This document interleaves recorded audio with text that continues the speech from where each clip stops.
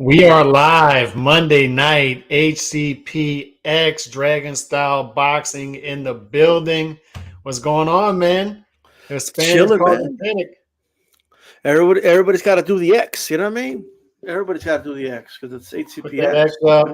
Put your X's in the comment section. Let's get it popping. I already see Remy here. JC. Tszyu should fight Castano first. We shall see. We shall see. And Why? what happened, D-Style? Like, I thought Tony Harrison was going to expose Tszyu. I thought Tszyu, he was only a last name. He's only a last name, and he's not from America. He's going to get exposed by the American fighter. What happened? What happened? Tszyu has a lot of things working against him, right? He's from Australia. It's not known as a country, even though they've had good fighters. His own dad is one of them, right? But Finnick, I think that's how you pronounce his name. I mean, they've had good fighters in Australia. It's not like they're like it's not like Poland or something. You know what I mean? Like, they're a nation that has boxing gyms, and so it's surprising that people still overlook it. But another thing he has against him, Calix, is he's the son of a legend, and sons of legends have really not lived up to the name. And no one ever said, "Hey, Chavez Jr., you better be as good as senior." Like, nobody had those ridiculous. We just wanted him to put not train. You know what I mean? Like, could he show up to training camp? Or you know what I mean? Ronald Hearns, just I don't know what it is, Kelly. I don't know. They're just too privileged, or I just don't get it. Maybe that has a lot to do with it. But these sons of legends never pan out. Would you say he's the best of the bunch up to this point? I mean, you look at. I mean, it's him or Corey, right? Conor Ben, Chavez Jr., Corey Spinks. I mean, he was welterweight champion of the world, so yeah, we can't count him out. And I know people go, Corey, look, Corey reached the mountaintop. I mean, it is what it is, right? Yeah. So he beat Ricardo. He has a win over Ricardo Mayorga. Shit. I'd say up to this point it would be Corey, right? You might argue now factoid if you're listening right now. Yeah. St. Louis, stand up, But how long is St. Louis going to keep standing up? Because I think Tszyu is going to surpass him. To be honest with you, I think he's a better fighter than Corey Spinks. That's no knock on Corey, you know what I mean? But I think he's a better fighter than Corey. He's versatile, man. Like he breaks you down methodically. He takes his time. He's patient. He showed experience. He showed poise, and that's the thing. Like Tony Harrison. He built this fight how he's supposed to, right? He tried to get in Tszyu's head. He tried to use the last name against him. We talked about this, right? Like, it's one thing you're fighting in Australia. That's your home country. Everybody's like, that's a benefit to you, but it can also be a curse, right? Sometimes it's better to get away from home. You don't have that added pressure. You're fighting at home. You have the last name. Harrison's trying to use that last name and that pressure against you. It's a gift and a curse, right? It's a gift to have that last name because you're privileged with some things, but at the same time, you have stuff going. It's a lot of pressure, right? It's a lot of pressure, and Harrison was trying to use that against him, but what happened? He showed poise. Like, that didn't bother him at all. Cold as ice in that ring. I mean, he's stone cold in that ring, bro. Okay? And he hit him with a stunner. You know what I mean? He got him with 3 of them, all right? But I just could backtrack a little bit about the sons of legends. Uh-huh. I remember when Sergio Martinez was throwing that in Chavez Jr.'s face, right? And Chavez denied his own father. No, I'm where I'm at because of me. I built my name. He was in denial, basically. You know what I mean? Right. And when Sergio would tell him, man, you and your father, you would be nothing without your father's name. He didn't embrace it in any way, shape, or form, right? Yep. I can't speak about the other sons and stuff like that, but or now we have grandsons of Ali and you know what I mean? Another grandsons are being thrown in. But here's what makes Tszyu different than all of those other names. Okay. I don't know if you guys noticed, Tszyu wasn't there. He's never at his fights. He's never there, right? And one of the reasons he's not there is Tszyu doesn't want him there. And now that could sound cruel, and I know people are, you don't want your own dad there? He doesn't want him there. He had him there for one fight, and I got this from an interview I saw, and he said, "Look, I didn't like how he was yelling and like while I'm trying to get instructions from my corner. Like, I just wanted to be my dad and let me do my thing. You know what I mean? Like that's basically how he sees it. You know. Now he admits I watched my dad, I study my dad, you know what I mean. So you could tell his dad taught him at a young age and all that, but he's always recognized his father though. He's always recognized. He called it a perk. It's like, yeah, it was a perk having his last name. Yes, I took advantage of it. Yes, I marketed it. You know what I mean?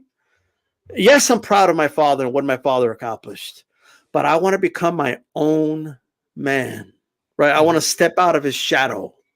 And when he was still in his shadow, he admitted it. He would say, I'm still in my father's shadow, but I got to step out. I need that big fight, right? In the sport, Calix, nowadays, where a lot of fighters are looking for, or have been taught to go like low risk, high reward. Tim is the opposite. He wanted high risk because he didn't want to walk around, right, with people saying, you just are where you are because of your father. Tim had been waiting for this fight. He's been waiting for a big name opponent to tell him all those things. He's been waiting for that. Like, that's what he's been waiting for. And that's why he was ready. That's why I didn't get under his skin. There's one thing that Tony was telling him that I do think was getting under his skin, but it had no effect in the fight. That's when he was calling him corny and you got out of the car like a diva. I think those things were more effective than your last name. You took the elevator. I think that was more effective because Tim did ask him, corny, how so? Like, I said, oh, you don't ask. Don't ask. He doesn't even have a reason, brother. He's just calling you that. You know what I mean?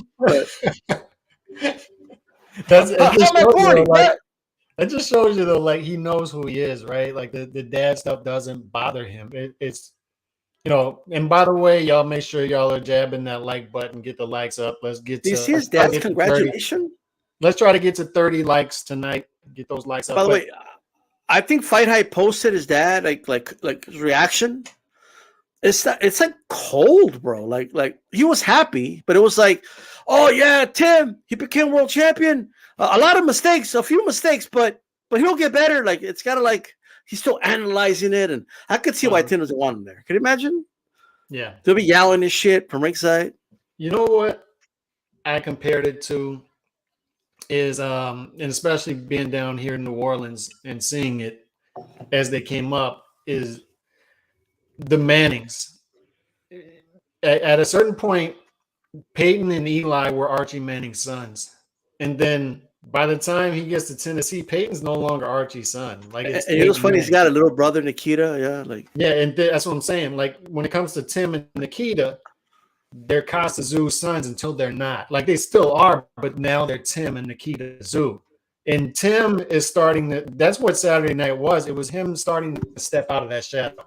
He's not completely out. You got to win the world title. If he becomes undisputed, he's out. Like, he's the dude now. He's Tim Tszyu. Oh, and Nikita is right behind. Is going to be coming up behind him. And it's the same. Like Peyton and Eli, they became Peyton and Eli. It was now they not only did they step out of Archie's shadow, they're above him. They're above him as far as his playing days as well. And once again, Archie was not part of that picture. Archie was in the background. Like Archie, when they were growing up, he's dad. He's got the video recorder in the stands. Philip Fulmer's trying to bring him into the film room to break down film, and he falls asleep. That's like a signal, like, I don't want to be here. I want to be in the background. I want to be dad. So that's what we have here as well. This was Tim Tszyu stepping out of the shadow a little bit. And the other part of this is we talk about over marination in boxing. A lot of times they over marinate things, marinate. But in this case, I think Jermell Charlo getting an injury, of course, it's bad for Jermell Charlo getting an injury, but it may have been good for this fight to build the fight because now it's bigger. Now we saw like Tim Tszyu put on a really good performance against a guy in which they have a common opponent. You know what I'm saying? And it became something. It makes the fight bigger, right? No doubt about that. Look. I still don't understand, especially after this performance, why there's people that are so confident that this is easy work for Jermell. Like nobody's crazy, right? If they have Jermell winning, okay, like no one's out of their minds, right? Because he is the undisputed champion. He has had some big wins. He also knocked out Harrison. There's two big differences though between both, and I'll touch on that a little bit. But guys, Jermell, well, he's a great fighter. I mean, I'm not taking anything away from him. He went 1-1 with Tony Harrison, and he caught Harrison when Harrison was in the middle of showing off and showboating. That's the difference between that fight and this fight. Like, he lost more rounds to Harrison than he won, in my opinion. In fact, Derek James was actually saying that the toughest fight for Jermell was Tony Harrison, not Brian Castano. Look at what he just did to your best win. Speaking of Brian Castano, I mean, in my opinion, he should be 1-1 with Brian. I think Brian Castano won that first fight. In fact, most people feel Castano won that fight. I don't know why you guys are so confident that Charlo's going to walk through Tim Tszyu or something. Okay, I think the Austin Trout fight was very, very competitive. Okay, this was late, like I think 2019, I think it was, or early 2019. The Lubin fight has everybody thinking he's like this monster puncher. I mean, he caught Lubin cold in the first, okay? And then the Rosario fight I thought was very tight and competitive. And yes, he knocked him out with the body shot, Calix, but ever since that fight, Rosario's been getting touched. Like, everybody like found out, you touch this dude to the body. He looks like he got shot against Lubin when he got hit to the body. You know what I mean? Like, I just, because I've seen people, look at if he was getting hit with the jab of Harrison, what do you think the jab of Charlo? He knocked out Rosario with a jab. Well, that was one fighter to the body, and like, it's not like a norm, bro. You know, he looked good in the rematches, right? But guess what? This isn't a rematch. It's the first fight. The poll right now is 63-37. Jermell. Okay. And I think that's right.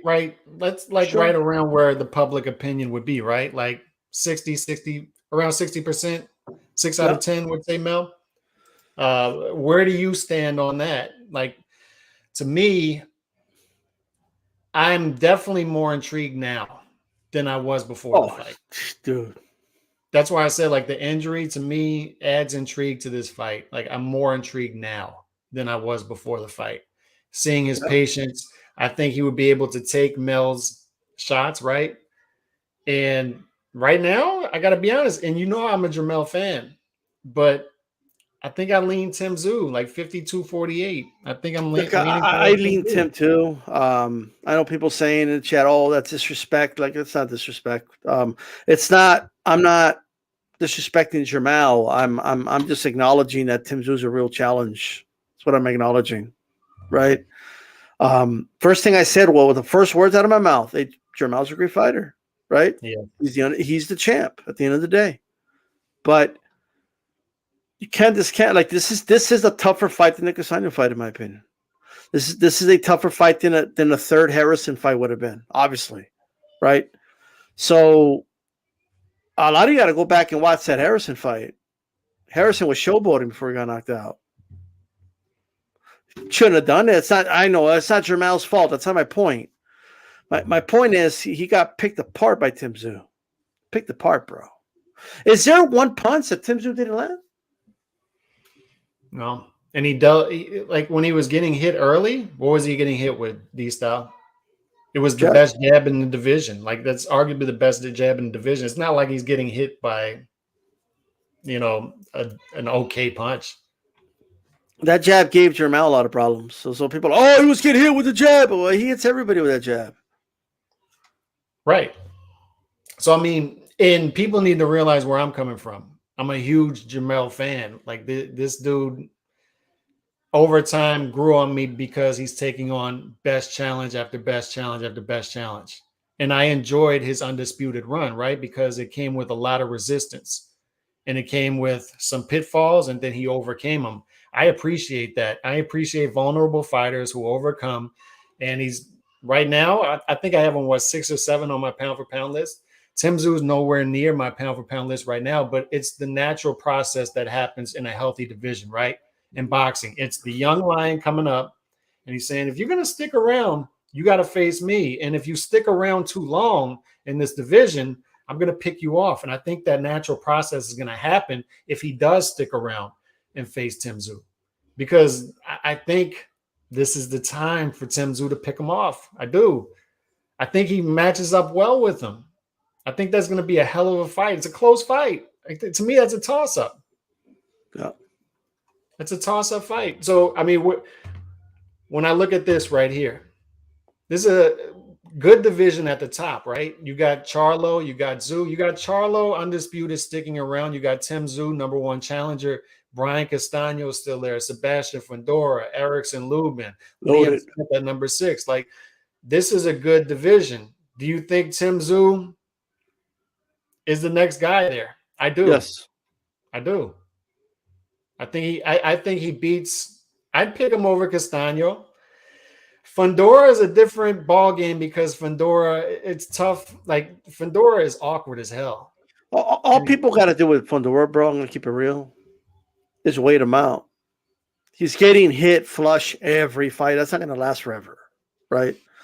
So once, like, and then I think the chandelier is already a little cracked after the Lubin fight. So he looked so good in last fight. Okay. So I love this division though, because I look at the fights that could be made here. Like Charlo and Tszyu is a great fight. And it's not only is it a great fight, it's entertaining on paper. And then Fundora versus Castano can be it. And then Castano versus Tszyu could be one of those fights. And then Charlo versus Fundora. I wouldn't be shocked to see Fundora beat all those guys himself. Like, I'm high on Fundora too. You know what's funny is that everyone keeps saying he only beat Tim Harrison because he's old. Tim Harrison's the same. Tony Harrison, I'm sorry. Tony Harrison's the same. He's the same age. Yeah, as Charlo. As Charlo. And Charlo has been. He's gotten hit flush by Castano, and I saw him get hurt and against the ropes against Castano. And a lot of the same dudes saying, like you guys were saying the same shit before the first Castano fight. Same shit. I was hearing the same old shit. Castano is not gonna be able to take it. He's gonna style on him. He's gonna destroy him. He didn't. I think everybody really knows that Charlo lost that fight, and it is what it is. He won the rematch, no doubt about it, but.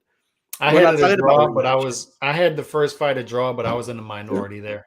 Most people, I'd say 8 out of 10 had most people definitely had Castano winning. Yeah. But I mean, look, no one's crazy for picking Charlo because it's a close fight to me. I think, yes, Charlo could win. There's no doubt about that, but I don't think it's a foregone conclusion people think it is. I just don't. And I love that if this fight does come off, I love that he's sticking around for it. And this narrative that Harrison isn't the same. That's the only reason to beat him, bro. Like, he outboxed a boxer, brother. Like he dismantled Harrison, dismantled him. He didn't wait him out and wait till he got tired. He didn't take him to deep waters. He was at deep waters. He's a great fight.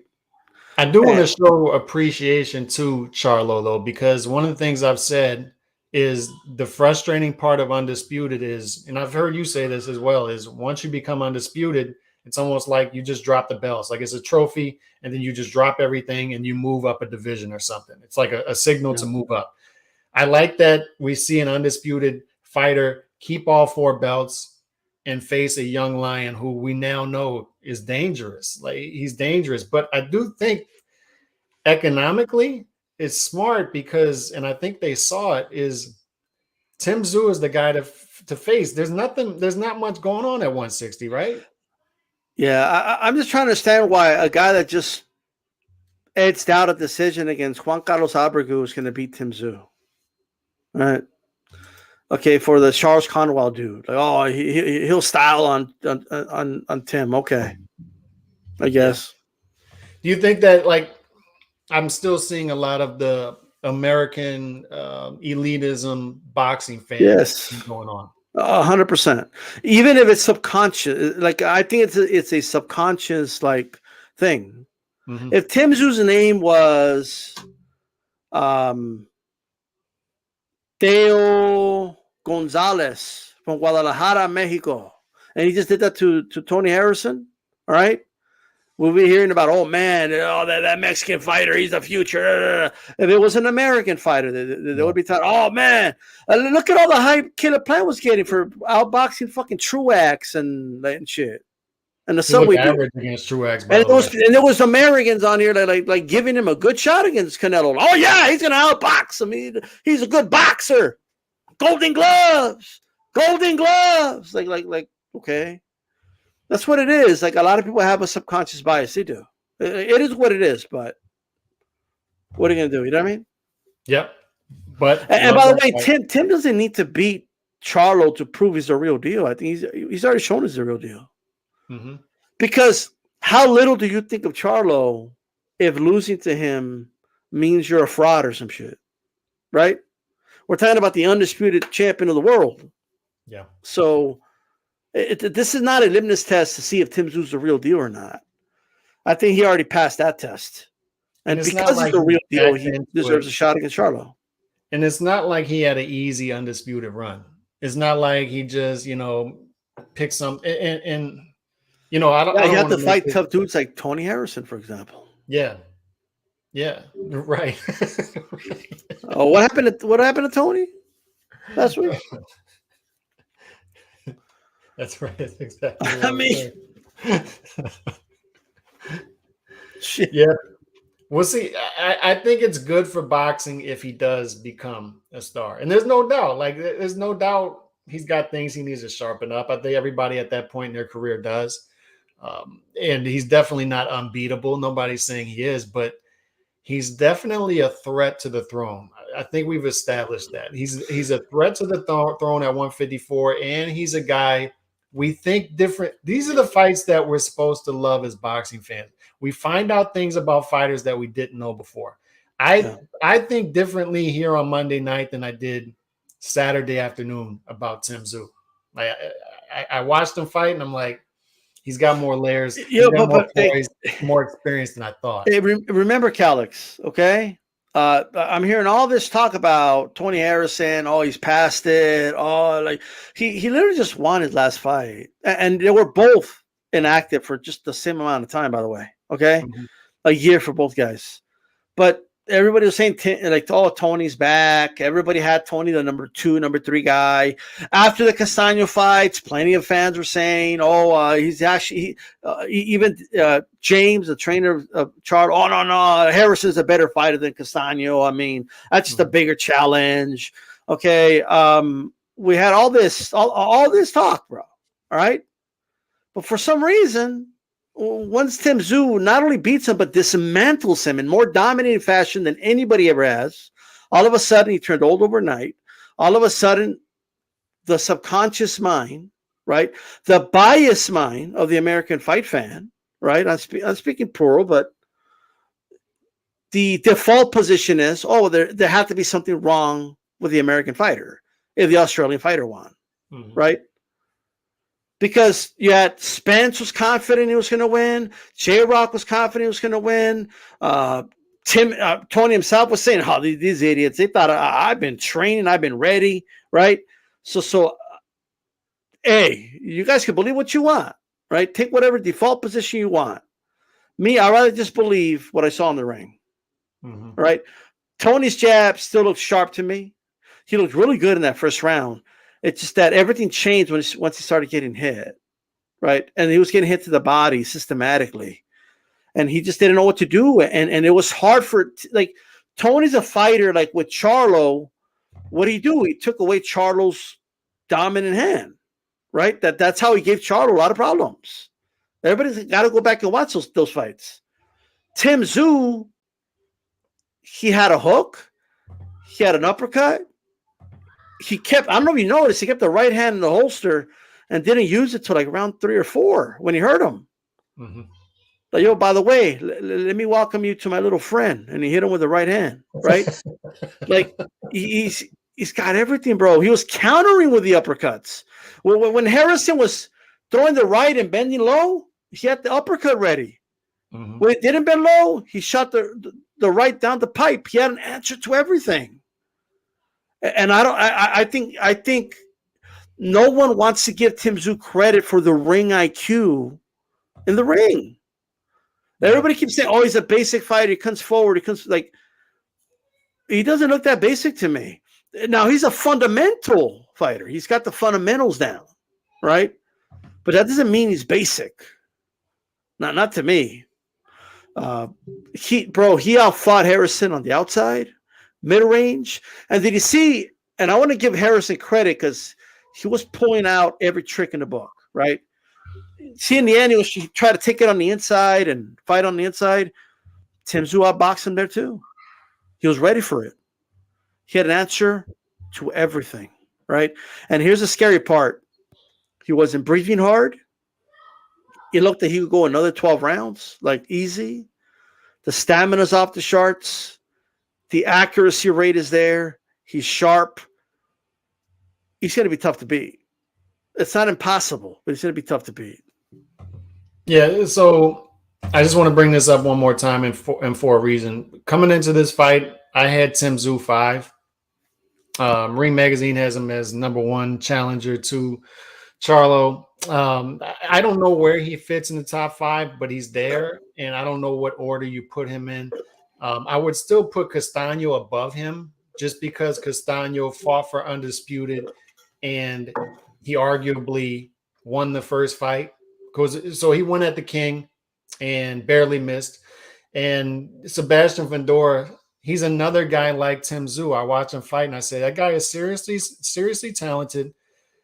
Fundora especially has a style that's going to give everybody issues. And you can 100%. pick it apart if you're, but it's going to give people issues. And he's a young fighter. He's talented. And like Tim Tszyu, he wants to challenge himself. So you hope he gets those fights.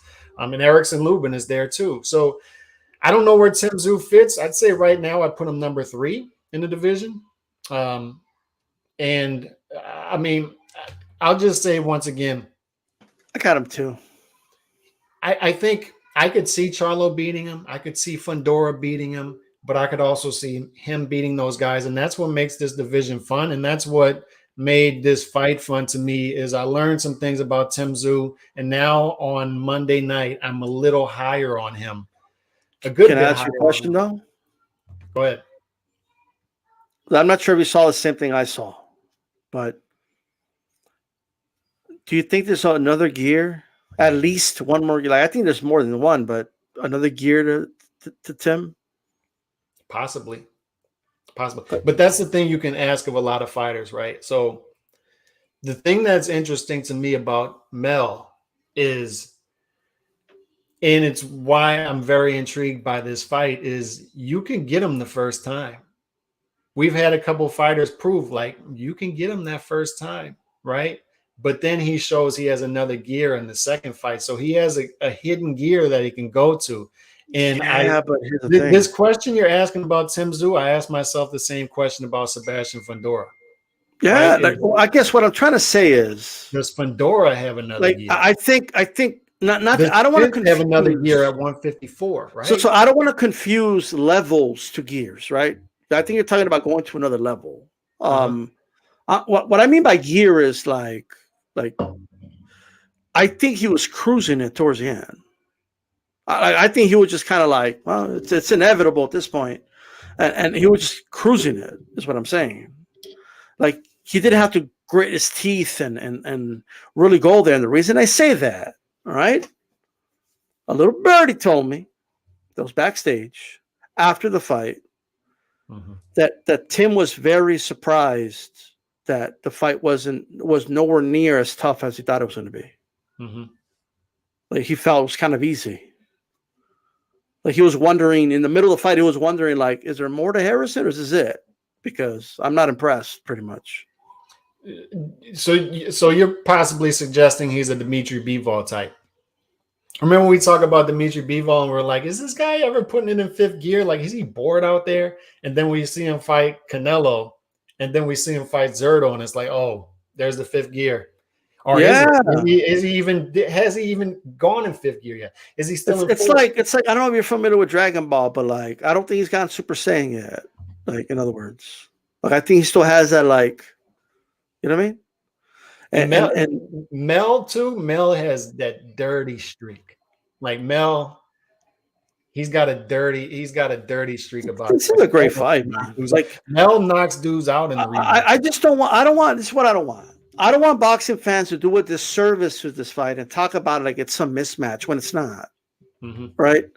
How the hell are you gonna like? And I think the betting odds will open up like 3-1 for Mel, something like that. And I'm jumping. I'll put money ASAP. I'm gonna put money ASAP if it opens 3-1. Yeah. ASAP. Okay, it ain't gonna stay 3-1. But it's after like when the you win, you texted me Saturday. You're like, we got to bet. Yeah, TKO. The KO TKO was in the plus. We got to bet because when Tony Harrison loses, what does he do? He loses by stoppage. You know, here's what I do want to say. And this is what separates Charlo from Harrison. Okay. Besides the obvious, I'm not talking about the style. So forget about that, guys. I'm talking about the mental aspect of the game, right? Both confident fighters, but what makes them different is I feel like Charlo embraces the old school way of thinking, like about toughness and taking on all comers and I'm gonna fight whoever's in front of me and if it's a challenge, it's a challenge, whatever. I think he embraces that, right? Where Harrison, there's too many red flags with Harrison, bro, and it doesn't make him a bad fighter or nothing, but when I heard the interviews and he's talking about like yeah, Tim's tough, but I don't believe in being tough. And like, I kind of get what he means, but I don't know. Like maybe that's why when the going got tough with him, he was taken out. You know what I mean? That could explain that. You know what I mean? There's no shame in that. Like it's hard at the very top in boxing. You know what I mean? Yeah. But I'm just saying, like, sometimes you need that mental toughness, like in all sports. Like at some point, it goes like once there's a stalemate in skill, what separates you? Toughness. You know what I mean?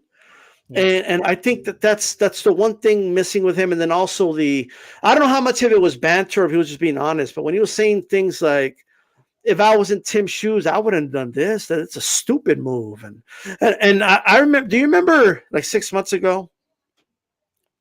We did a show and Tim was saying, I want Jermel, and everybody was saying it was crazy. And somebody in the chat even said he was stupid. Oh, that's stupid. What a stupid move.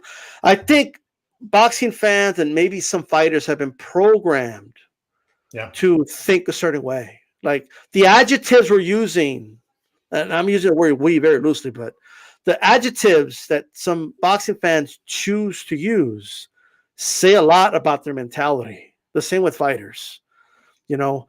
But that's what makes Charlo different to Tony. Charlo is the guy that he would have maybe, like, let's say it was reversed, right? Let's say Tim was the one that got injured.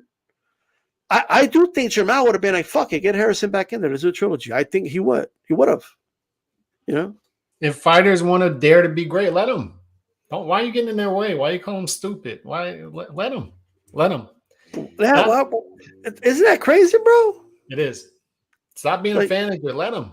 Do you know?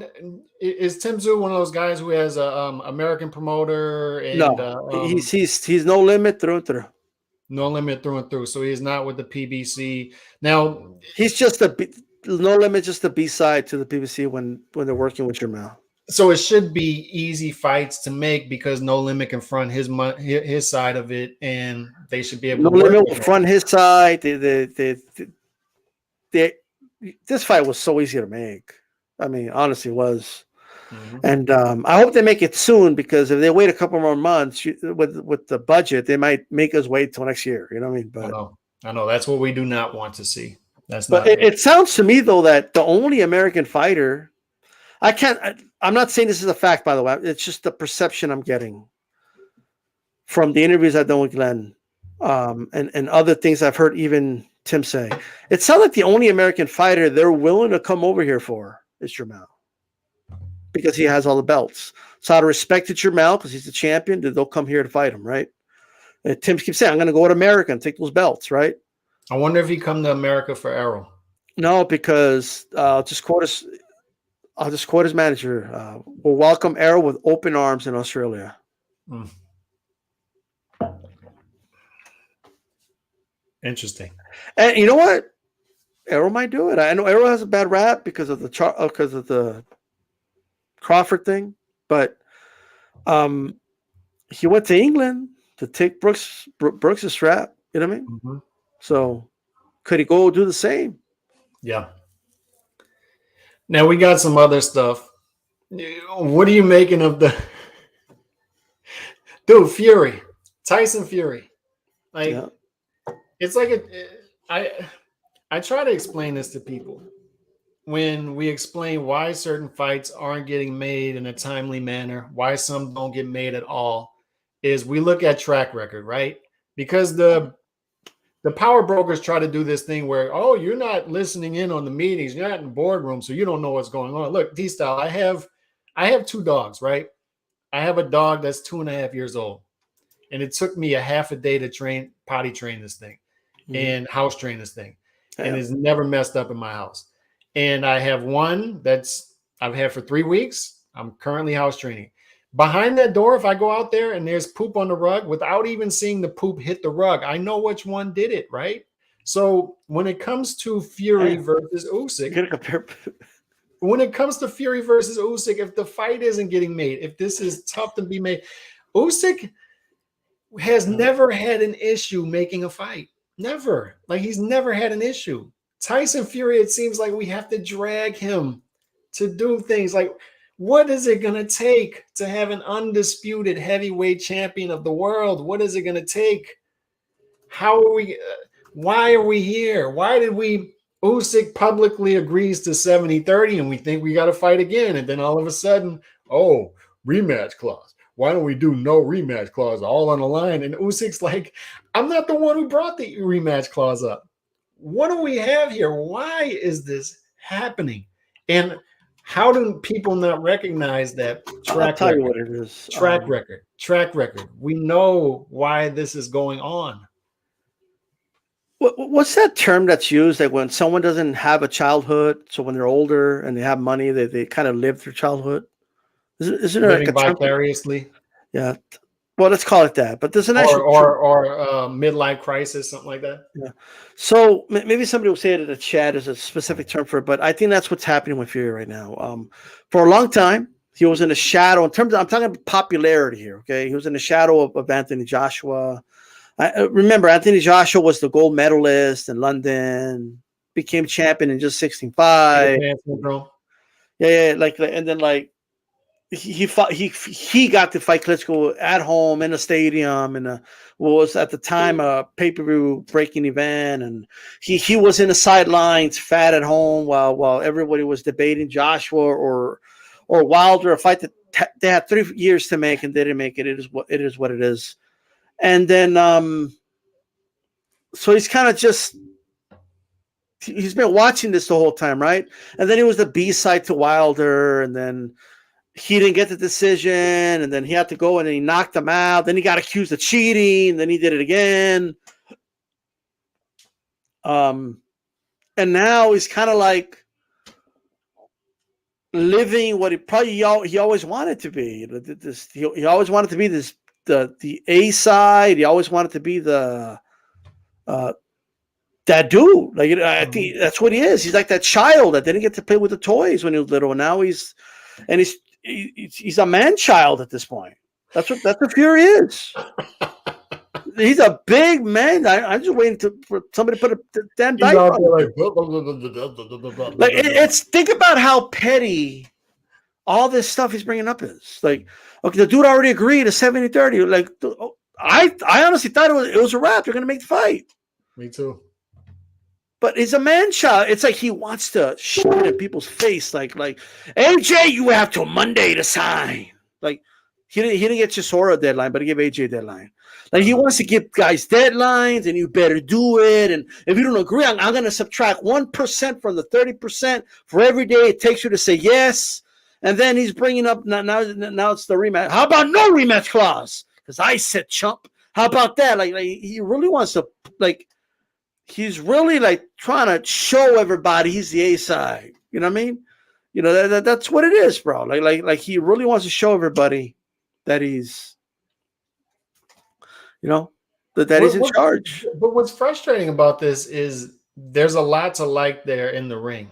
6'9", he moves he moves fluidly. You could put him in there mythically with everybody in the division. You say, I could see him winning that fight. Honestly, and I'm an Usyk fan. Gun to my head, I'd probably pick Fury over Usyk. I think I've told people this. I think he's going to sneak up the fight. I think it's going to be he's going to channel his inner Klitschko here, and you're not going to see him throw more than a 2-punch combination. It's going to be 1 punch or 2-punch combination, clinch, 2-punch combination. He's going to continue to break up the action, chop up the fight, because what is Usyk? Usyk's a rhythm fighter. Once Usyk gets in a rhythm, and he gets it's done. It's done, right? And he showed that against Joshua in both fights. Once you let him in a rhythm, it's over. Fury knows that. He's going to chop up the fight. I think it's going to be an ugly, disappointing fight stylistically. And I could see Fury easily winning that in an ugly fight, right? That's the frustrating part is I could see Fury thinking his way through every single fight and coming out on top. But the frustrating part is you get all of this nonsense before it and in between it. It's what I say. Fury and Wilder deserve each other in a lot of ways. Fury's fans and Wilder's fans deserve each other in a lot of ways. They're a net positive. Fury's a net positive to the sport, the division. Same thing with Wilder. There's a lot to like with both fighters, but there's so much negativity that they give you that you're like, why? Why are they doing this? I say this to my kids all the time, like, why did you just do that? Why? Why did you just do everything was going fine? Why did you just do that? It's the same thing with these two dudes. Like, why? Why are you doing this? Why are you accusing the dude, your trainer, of poisoning you, your own trainer? Why are you bringing up rematch clauses that you're the one who brought up? Yeah, but you know what, Callie? Like, here's the problem.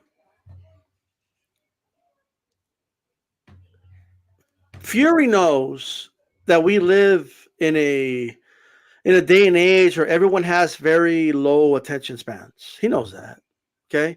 He knows no one's gonna go do like no one has like we do because we follow the sport. It's part of our day is like looking at boxing scene and reading some of the headlines. Like we in our bandwidth of time, we make time for that, but not the average person doesn't make time for boxing. You know what I mean? Mm-hmm. So the average person, the average Fury fan, they don't know all that. They're just going to take Fury's word for it and side with him no matter what. You know what I mean? We have content creators already. They're just, oh, come on. He's got to do what Fury told him. Do what the champ says.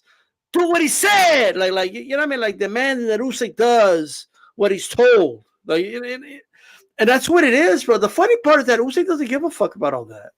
It's like, Bailey, let's just fight. You know, he just wants to fight, bro. That's all he wants.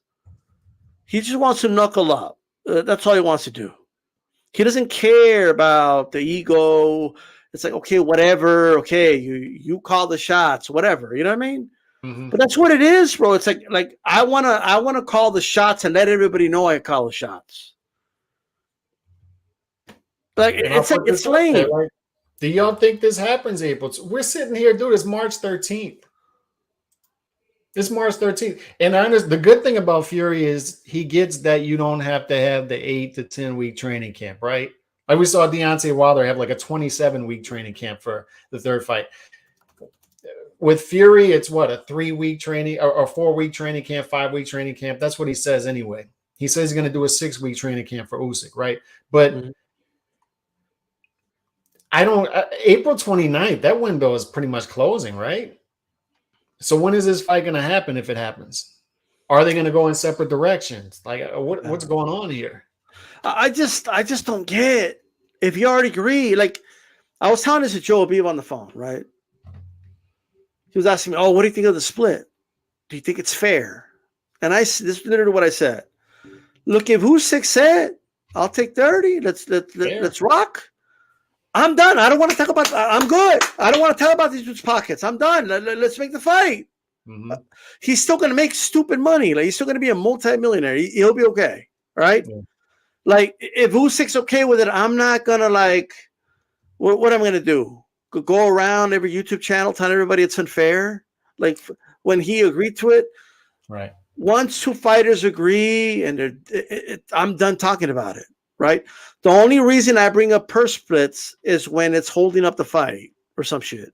Right. Mm-hmm. So it should be like the purse split should be. It's always the obstacle when it's settled, and now we're arguing over a fucking rematch clause that he brought up. It's crazy. I think he thinks we're stupid, bro. Like. I think Fury thinks we're idiots. I mean, if you just go back, D-Style, it's like, and the hilarious thing, the propaganda is crazy with it because you still have people out there saying like he's 9 years straight lineal champion. It's like no, he's not. And then they have people. He's out there saying he's the only heavyweight in history to win 2 trilogies or have 2 trilogies. It's like no, you're not. You're not. Like you're literally. That's like. Literally not literally not. He lives in an alternative reality, bro. Like in his reality, he's the only heavyweight champion. He's the lineal champion. He's the only champion to have 2 trilogies. He's the only champion to like this. This is crazy. So the Norton and Frazier fights never happen. Yeah.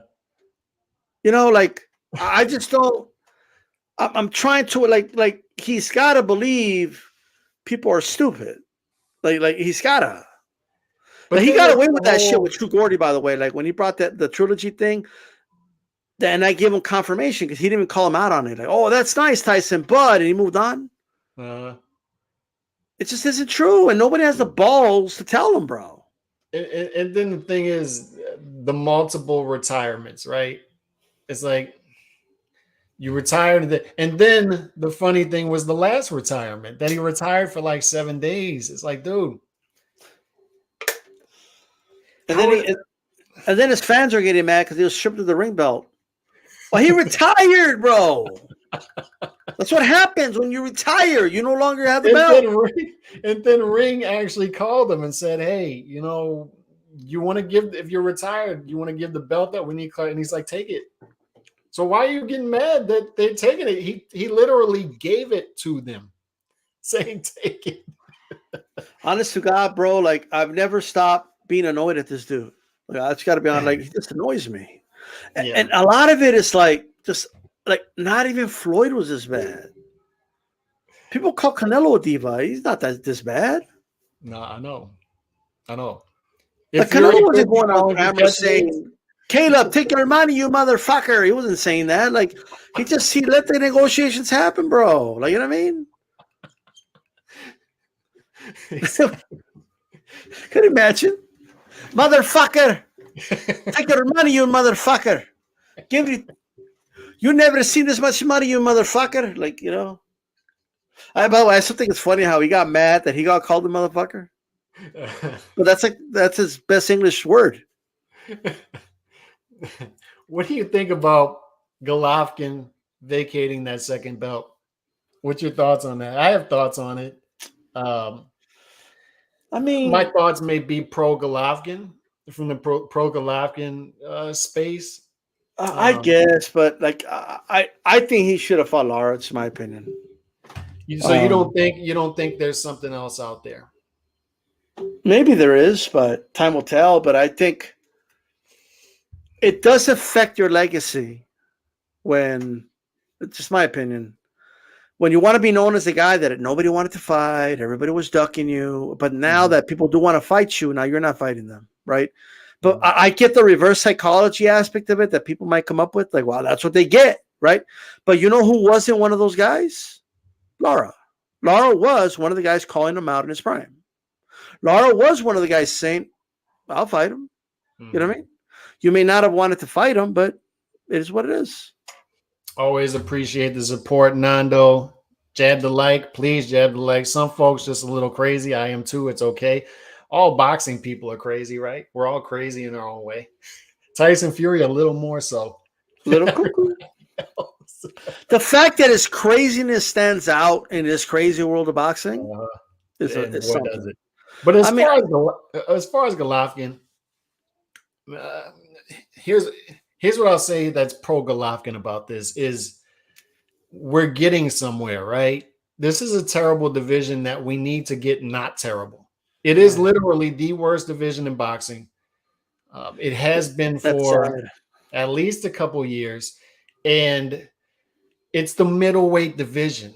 The middleweight division has always been the one that it's a sexy division, right? Because you got junior middleweights that want to come up and get more notoriety. Robinson, you even had guys who could Hagler, Hopkins, Roy Jones started there. Tony started there. I mean, I'm just saying. Obviously, Pavlik, the whole Sergio Martinez's run. Okay, Canelo Golovkin was there. I'm just saying. You've had guys that could easily compete at 168 that drain themselves to stay there for a little while as long as they can. You got guys at 154 who moved up to try to get a middleweight title. Some even started catch weights in between 140 and 160 just to say they have the middleweight title. So it's a sexy division. We need to get it sexy again because it is not sexy right now. But my thing with Golovkin is at least the belts are being vacated, right? Unlike Charlo, like Maul right now, I think he's on day 632 without fighting, and he still got the belt. And how is there not even? I'm looking at WBC. Like, how is this dude not stripped? And if they're not stripping him, dude, have the decency if you're not going to fight. Bro, this is like a legacy division. Like I don't think people like welterweight's never been this bad. I don't want to knock on wood. Imagine welterweight is ends up like this one day. Oh my God, bro. I mean, welterweight's got its own problems because I mean, like I said, if you have 7 undefeated fighters in your top 10, something's wrong there. But I'll tell you, there's some talent there, right? I'm going to say something, but I want everybody to hear me out and let me finish my point, okay? Before people jump on my neck, okay? Especially to kind of profit and no Paul, okay? Don't listen to my whole point, okay? I'm saying, all right? But Nando's gonna say I'm smooth diminishing, like you know what I mean? Like it is what it is, okay? But listen to my whole point. It's kind of Canelo's fault. Indirectly. It's indirectly Canelo's fault. All right?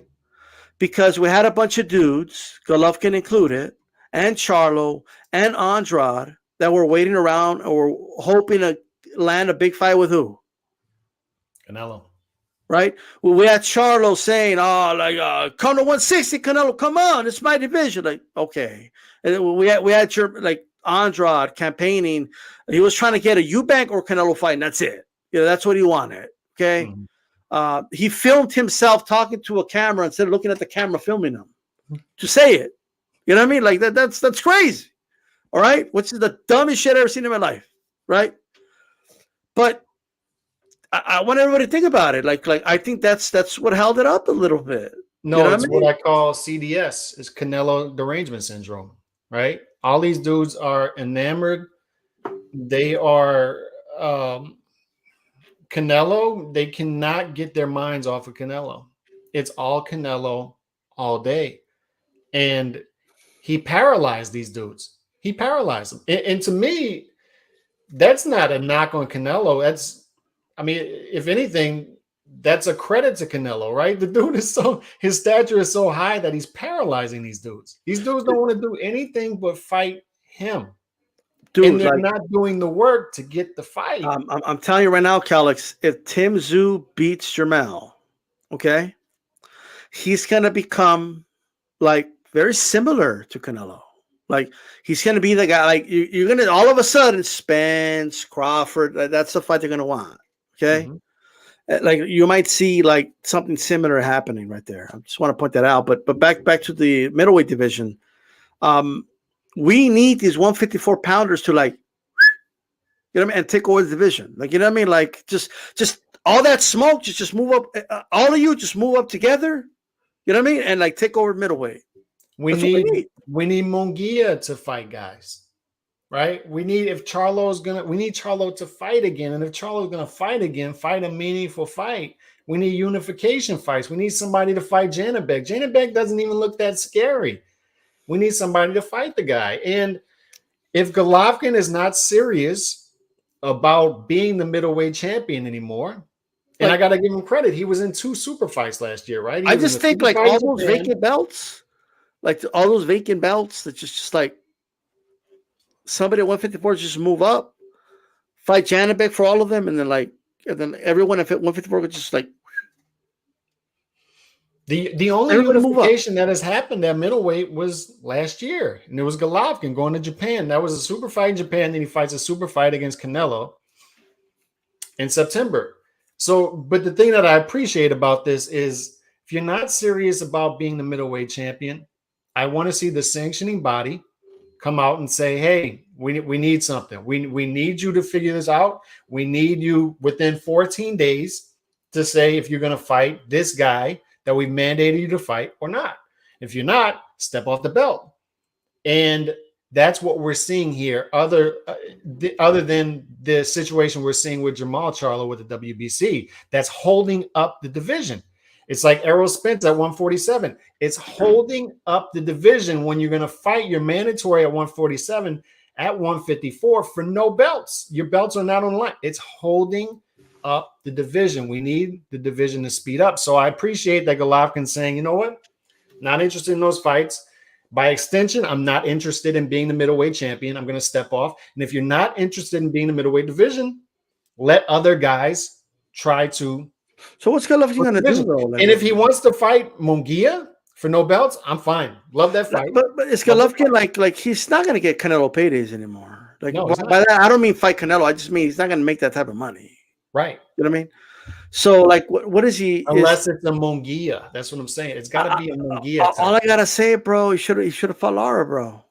Like, it's my opinion. That's what I'm saying. The fact that he's not fighting Lara tells me that he's got another option out there that's bigger at 160 or possibly 168. Or what I'd like to see him do, and I saw Steve Kim directly tell his promoter this after the Canelo fight the same night, say, dude, he's got to retire because he looked old in that fight. Got to retire. He's going to be picked off by somebody he shouldn't be picked. He's going to stick around too long. He's going to be like Roy Jones. Right? Pacquiao might stick around too long and get picked off by a Conor. He's going to be like Roy Jones, like over there in Australia against Danny Green. Like, you know what I mean? Like you're like, what the hell's going on? Like, Roy Jones got knocked out by Danny Green. Like that's going to happen to Golovkin if he sticks around. There's no doubt. Yeah.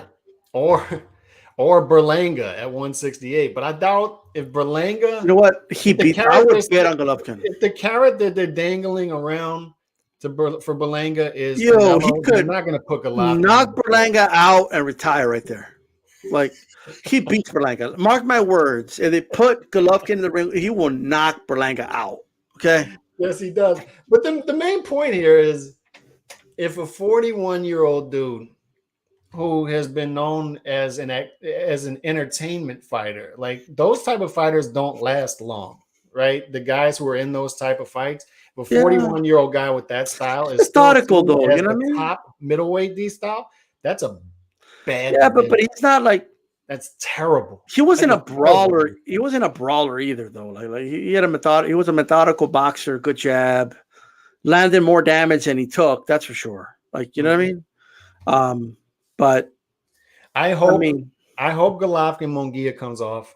But I really like to see him retire as a Hall of Famer and just coming off of 2 super fights, big paydays. Because like you said, there's nothing out there that's going to get him 25 million, 20 million.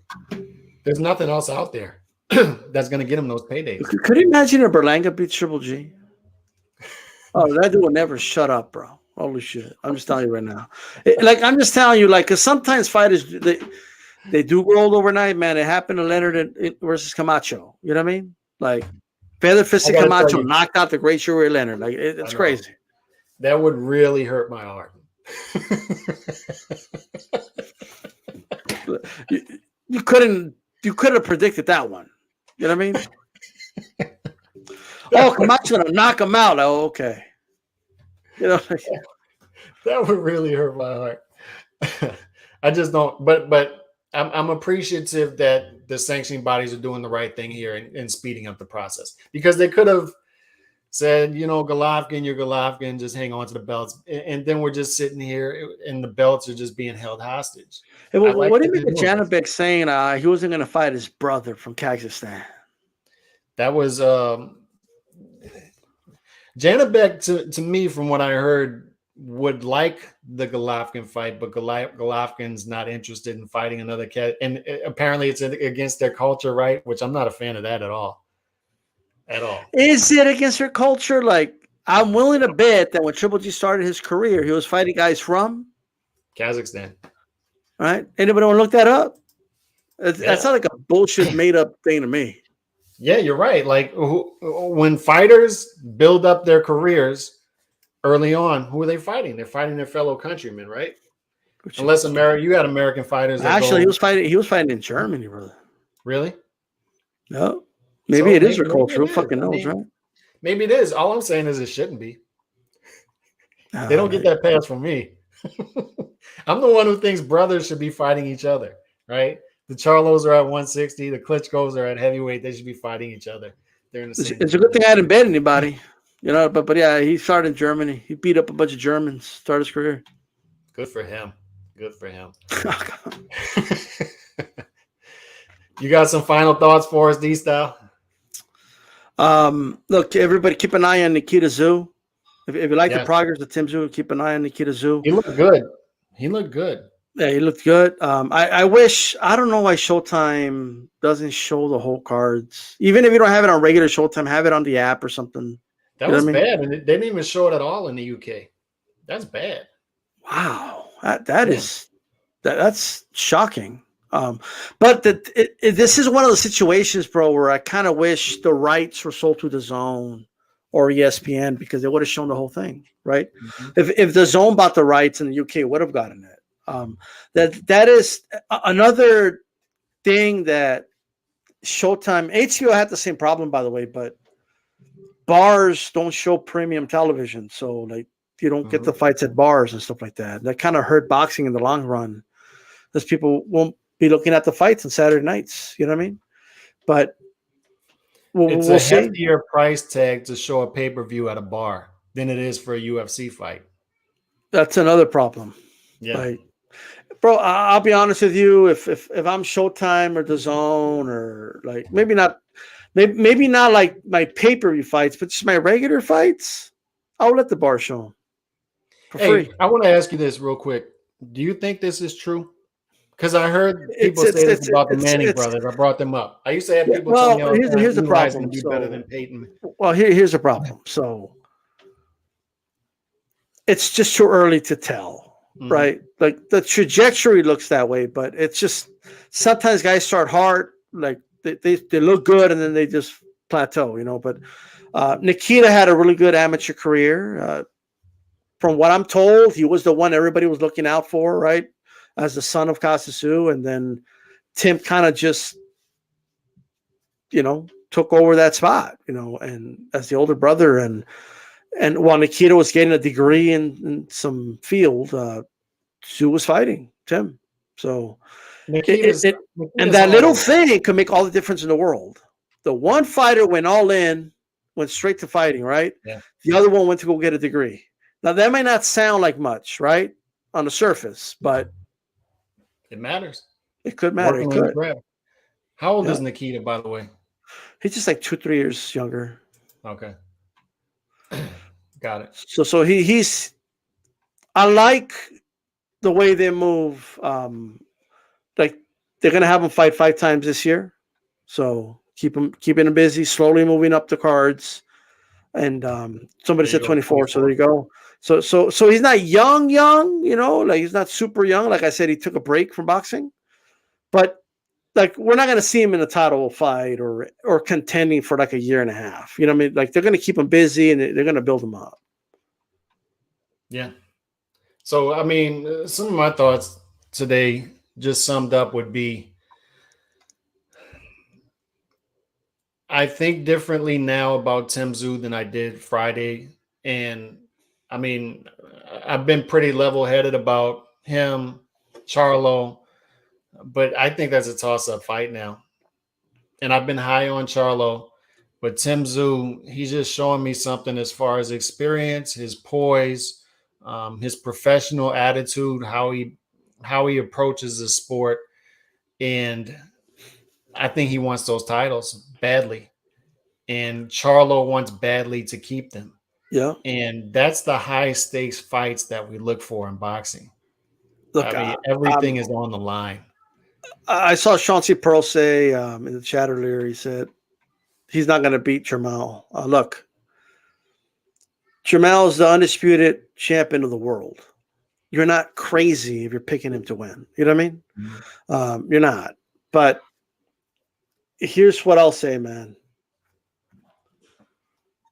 Don't overlook Tszyu, because I'm telling you right now, I don't think Jermell's overlooking him.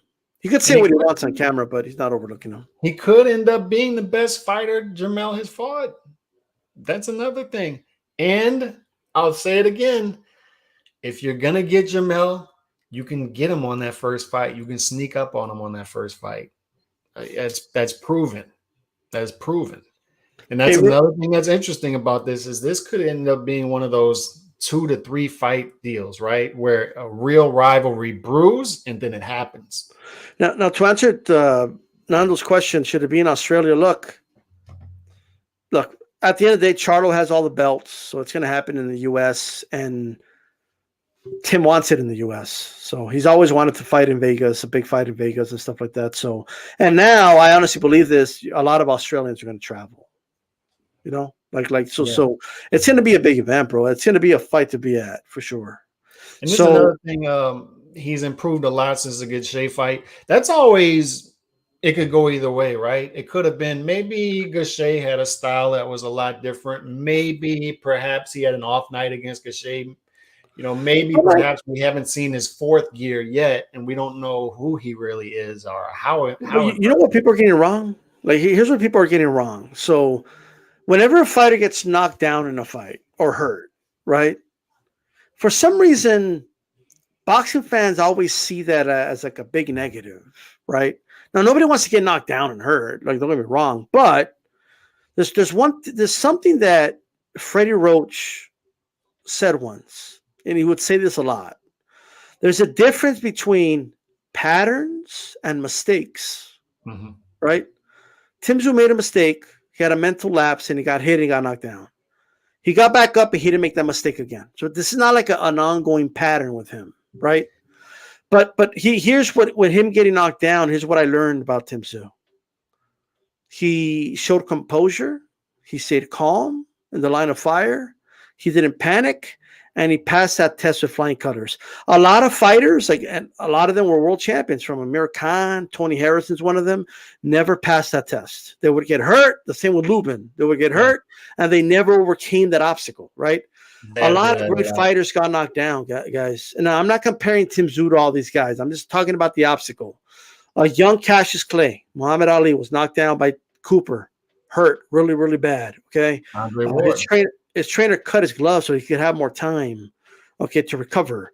So that's why going into the Liston fight, people did this. This is why, like, triangle theory doesn't work. Like, or like the consensus was, well, if Cooper hurt him, what the hell is Sonny Liston going to do to this kid, right? That's what the consensus was, right? And then we follow Ali's career. It turns out the dude had an iron chin, never got stopped. Okay, so it is what it is. He never got knocked out cold. Frazier hit him with the most perfect hook I ever seen. Pop back up. You know what I mean? So we had that. We had, by the way, Klitschko's another one. Vladimir that never passed a test. When he got hurt, it was a wrap. Okay, and it was a great champion. Okay, but Ali, boom, knocked down Ward. Ward was severely hurt in that fight. Okay. Yeah. But Ward got back up and he passed the test. Okay. Ward was also knocked down against Kovalev, got back up, he passed the test. Right. Fury got knocked down by a cruiserweight in Cunningham. Yeah. Got back up. What was the logic that people? If Cunningham knocked him down, just imagine what Wilder's going to do. Wilder, yeah. Right. So it just doesn't work that way. So I keep hearing people say, "Oh man, if Gausha did that to him, just imagine what Charlo's going to do to him when he hits him." Like, look, Charlo doesn't have the highest knockout ratio of all time. Like, guys have gone the distance against the guy. Okay, like he's not the monster puncher people think he is. Right, that's number one. Okay, but second, another fighter that's saying this about right now is Ryan Garcia. That's what I was about to bring up. What is Tank going to do to him? Like Fortuna hits harder than Campbell, but he couldn't set that punch up. It is what it is, right? It's the difference between mistake and a pattern. And Ryan Garcia even alluded to that. He's like, I just made a mistake and got caught. Yeah, look, Trinidad, De La Hoya, those guys got knocked down in some fights. Guess what? They got back. It's not what happens. I don't want to sound cliche. I don't. It's not about how you got knocked down. It's how do you react, okay, in that moment. Tszyu got up and virtually won every moment of every round after that against Gausha. He locked in. Yeah, like he's just like, okay, I made a mistake. I ain't going to do that again. You know what I mean? So great fighters fix their mistakes, all right? That's what they do. That same mistake, he already fixed it. So Jermel's good enough to find other openings, right?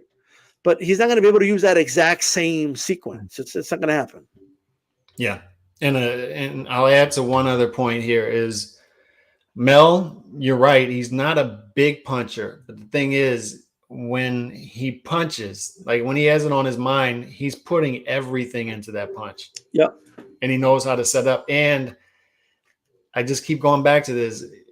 In that second fight in rematches, he has you figured out. And he's putting everything into those punches and he's going to get to you. In the words of, remember what B-Hop told Tarver? In their little sit down? He looked at him and said, "Man, you're great at rematches, but you ain't getting a rematch." Yeah. That's what he told him. But that's what I love about this matchup is it's a guy who's already a champion, the champion, with a champion attitude, right? And a guy who wants everything that he has. That's what it's about, right? That's what it's about. It's two dudes. They both are the alpha. They both have an alpha attitude.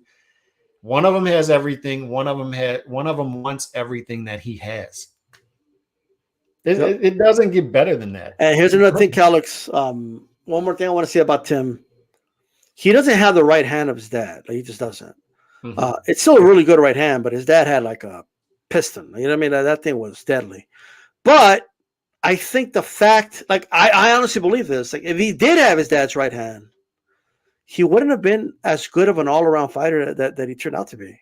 He had to work on other things, right, in order to make up for the fact that he wasn't born with that freaking, like, piston of a right hand. You know what I mean? Yep. So it's I don't know what it is exactly, but for his dad used to put lights out with it.